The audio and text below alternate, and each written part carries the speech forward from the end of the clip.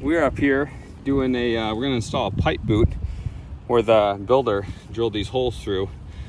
Well, I've been up here though, these shingles are not stuck together at all. So this is where shingle brand really matters, because this roof is relatively newer and it's already shot. So it'll probably be fine. We're not in a high wind area, but the wind warranty is already voided on these shingles. They should be stuck together like glue.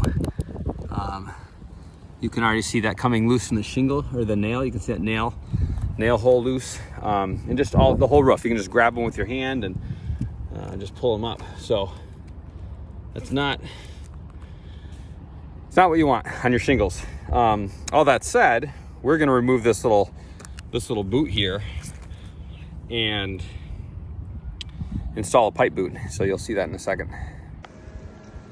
We poked the hole into the attic.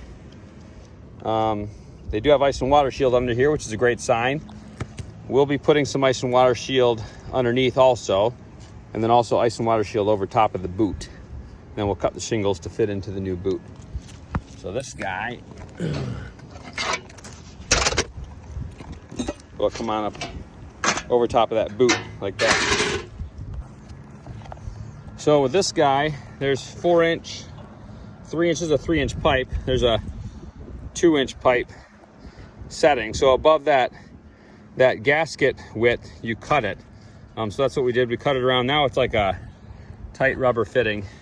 We'll be sliding that down, and then I'll be moving these up and getting it underneath those, cutting those shingles, and I'll show you the end product. All right, got this boot done.